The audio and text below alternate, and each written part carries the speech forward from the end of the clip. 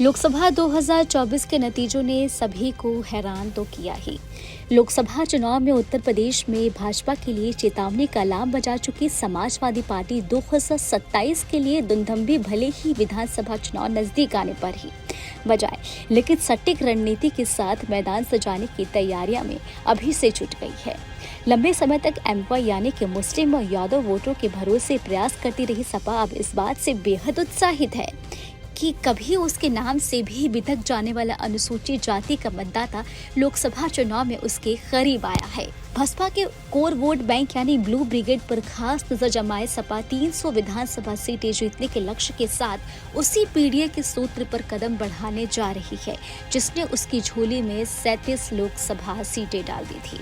आपको बता दें कि वर्तमान में सपा के पास उत्तर प्रदेश की 105 विधानसभा सीटें हैं, जबकि भाजपा के पास 291 विधायक हैं।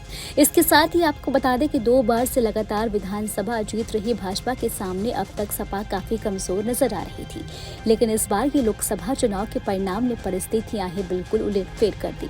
यह भाजपा के लिए चिंतन का विषय है कि 2014 के लोकसभा चुनाव के बाद से ही उसकी और तेजी से बढ़ता आया अनुसूचित जाति का मतदाता अब इस बार चौराहे पर खड़ा नजर आया है। बसपा और अधिक कमजोर होते देख उसने विकल्प के तौर पर भाजपा के साथ सपा से भी उम्मीदें जोड़ ली है।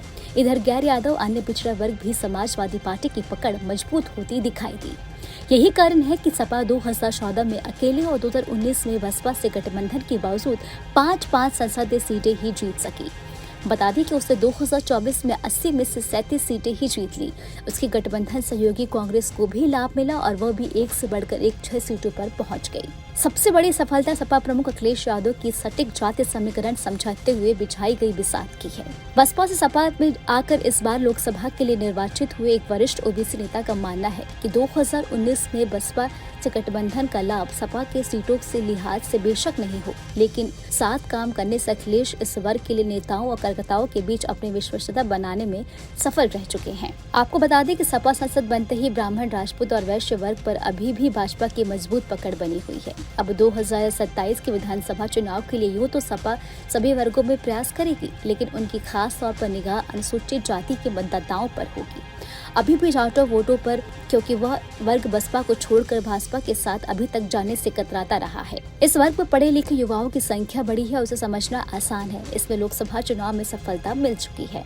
इस विधानसभा सीटों पर उपचुनाव के बाद सपा अपनी चुनावी तैयारी शुरू कर देगी। उन्होंने बताया कि प्रदेश की सभी विधानसभा सीटों पर जातीय लेखा जोखा पहले से तैयार है। सबसे पहले इसके अनुरूप संगठन को सजाया जाएगा या फिर प्रत्याशी चयन भी उसी आधार पर होगा। अखिलेश यादव ने 403 में से कम 30 सीटें जीतने का लक्ष्य तय किया है। अब देखते हैं कि आगे नतीजा क्या निकलता है। आपको हमारा वीडियो कैसा लगा हमें कमेंट बॉक्स में आप जरूर बताएं। देश दुनिया के तमाम और उत्तराखंड की छोटी बड़ी खबरों के लिए आप न्यूज़ स्टेट चैनल को सब्सक्राइब करना तो बिल्कुल भी ना भूलें।